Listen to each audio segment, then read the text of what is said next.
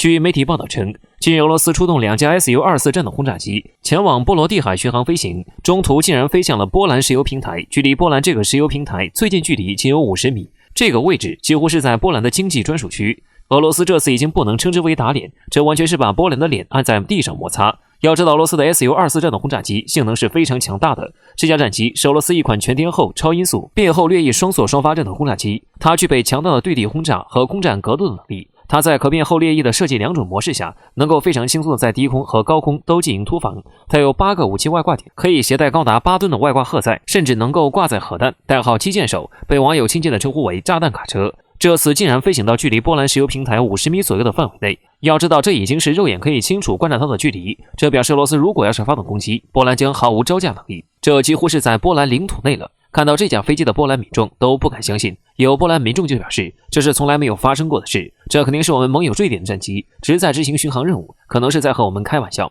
俄罗斯这次的做法可以说既霸气又非常疯狂，难道不怕激起波兰的愤怒，对俄罗斯大打出手吗？其实波兰和俄罗斯的关系并不好，作为北约的一份子，在西方世界看来，波兰就是反俄急先锋，尽量对俄罗斯进行叫嚣。而且最近波兰也在白俄罗斯的边境部署大量坦克，距离白俄罗斯的城市也只有不到45公里。俄罗斯作为白俄罗斯的大哥，甚至白俄罗斯的民众都希望白俄罗斯回归俄罗斯，成为一个国家。而且白俄罗斯还是俄罗斯抵抗西方国家的桥头堡，俄罗斯怎么会不帮白俄罗斯出头，狠狠地吓一吓波兰？这次的行为，俄罗斯就是在警告波兰不要多管闲事，不然要找你麻烦可太容易了。而且俄罗斯十分清楚，波兰从来都只是嘴上喊着干俄罗斯，真正的都是找软柿子捏，去找俄罗斯的盟友麻烦。这次俄罗斯战斗轰炸机如此大的行为，波兰甚至不敢派出战机去拦截和追击，就可以看出波兰确实是不想真正的招惹俄罗斯的。俄罗斯的性格还是那么的刚猛，从来不畏惧其他国家的挑衅行为，更是在很多时候都喜欢先发制人，以强大的实力让别人惧怕。我国网友就表示，俄罗斯的做法就非常值得我国学习，因为随着我国的崛起，我国在各个方面已经具备了世界强国的实力，有时候我们很有必要去展示出我们的强大，让一些小小的国家看到，毕竟真理就是火炮的射程。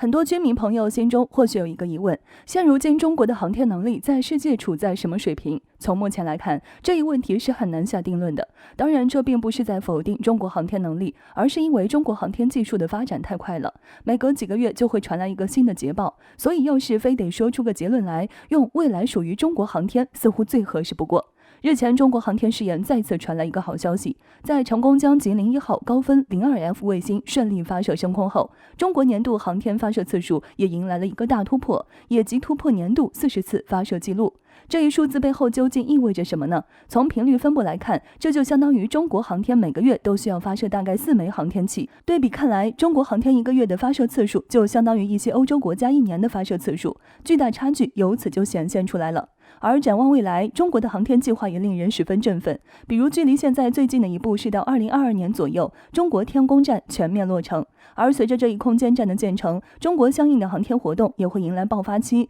由此航天运载火箭系列也将会迎来大扩容。另外，由近及远，中国迈向深空进行深空探测的步伐也会相应的提速。不过，看到中国航天试验获得次数突破时，有人欢喜有人忧。一直将中国视为挑战的美国，就是倍感忧愁的那一个。毫不夸张地说，现在的美国俨然是惊弓之鸟的状态。此前，中国曾经发射过一枚搭载极音速滑翔飞行器的火箭，但是这一次发射活动却被美媒拿来大肆炒作，认为这是中国在试射高超音速导弹。难以想象，这样荒唐的事情是从强大的美军嘴里说出的。要说火箭和高超音速导弹还是有很大差别的，而美军能看错，或许只有一种解释，那就是中国发射的火箭过于强大，速度快到连美军都蒙骗过了。而这样的现状似乎让美国再度重回1957年的噩梦。当时苏联在这一年发射了第一颗人造卫星，取名为斯普特尼克。也正是这一发射事件，使得强大的美军动摇，开始质疑自身的技术优势是否仍然领先，以及国家安全是否仍有保障。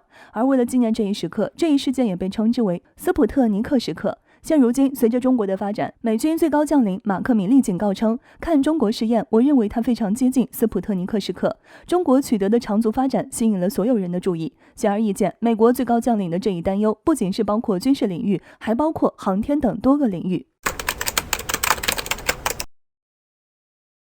在10月27日，我国环球网注意到，美国国会下属研究服务部 CRS 的一份印太战略报告中指出，如果在未来的几年内，印度没能摆脱对俄罗斯武器的依赖，那么美国五角大楼制定的关于印太合作战略的目标将会变得十分堪忧。据了解，在这份报告中，美国详细分析了印度当前服役的各类装备体系和数据，并得出了一个似乎有些离谱，又好像有点道理的结论：军事订单可能是印度唯一影响俄罗斯对印态度的事情。从数据来看，印度海军中一共10艘导弹驱逐舰，其中4艘来自俄罗斯，17艘护卫舰中6艘来自俄罗斯，14艘潜艇里8艘来自俄罗斯，唯一一个核潜艇还是从俄罗斯租借的。总的来说，41%的军事装备和维护零部件供应需要俄罗斯支持。而在印度的空军中，对外曝光的战机数量是在667架，其中71%的俄系战机，比如 Su-30、MKI、MiG-21、MiG-29等。而作为现代空战中的增幅器加油机，印度一共有6架，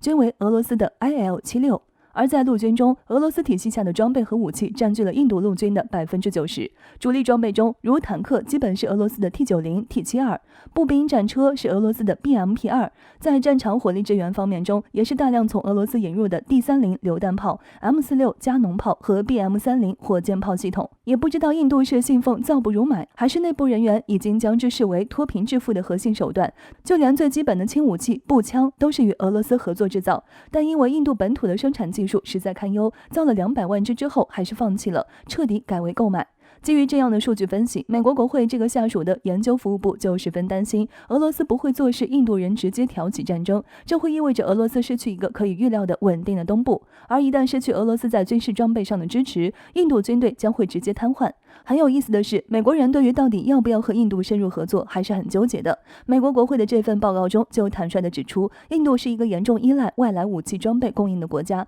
一旦爆发战争，外部势力只要切断必要的运输通道，印度军队就会出现严重的补给问题，进而导致成建制的崩溃和战力瘫痪。基于印度军队太容易瘫痪这一点，实在不看好美军深入的与印度进行军事防务合作，这会拖累美军自身。日前，在美版知乎上，有人发起一个热议话题：中国超越美国成世界强国是必然的吗？该问题激起了一众外国网友的评论回复。总的来说，这一评论总共被3种主要观点占据。第一种观点比较保守，不确定这种情况会否发生。一位名叫希尔万·索雷尔的网友表示，不知道中国超越美国成为主导力量是否不可避免。然而可以肯定的是，明天的世界不再由美国主导。从当今来看，美国在世界上的颓势已经十分明显。不久前，一场失败的中东撤军向世界表明，美军已经无法再有效地介入一场地区冲突中去。而第二种观点则显得更为理智，在一些人看来，要回答这一问题，必须设定一个具体情境。如一位名叫乌萨马·艾哈迈德的网友表示，这取决于21世纪的力量源泉是什么。可以说，前面2种观点似乎都没有直接回答这一问题，而第3种观点则给出了极为肯定的回答，并占据了评论区的绝大部分板块，也即认同中国将会超过美国成为超级大国。内森·詹姆斯表示，这几乎是肯定的，可能在20到30年内，美国还在继续衰落，这只会加速这个过程。还有人表示，我相信它已经发生了，人们只是不想睁开眼睛。言外之意，中国已经实现了大部分的超越，而西方国家只是不想承认这一事实。如果这些都还不够有说服力的话，一位名叫弗吉尼亚·托勒的学者在肯定这一结论的同时，还给出了多达13段的阐述。首先，在他看来，中国不怕同他国政府合作。在美国争论白人至上、轰炸中东的时候，中国正在全世界广交朋友。为此，其提到了中国在非洲以及欧洲的一些投资项目。另外，中国正在向全世界展示一个负责任的大国形象。弗吉尼亚将中国形容为他现在是房间里唯一的成年人，意识到绿色发展对这个星球的重要性。而中国之所以能够实现这样的发展，用另外一位网友卡瓦塞义德的话说，就是中国是一个战略天才。其表示，中国的战略耐心为他带来了丰硕的成果，并且从未试图将自己的意识形态强加于人，因此中国将不可避免地成为下一个世界唯一的超级大国。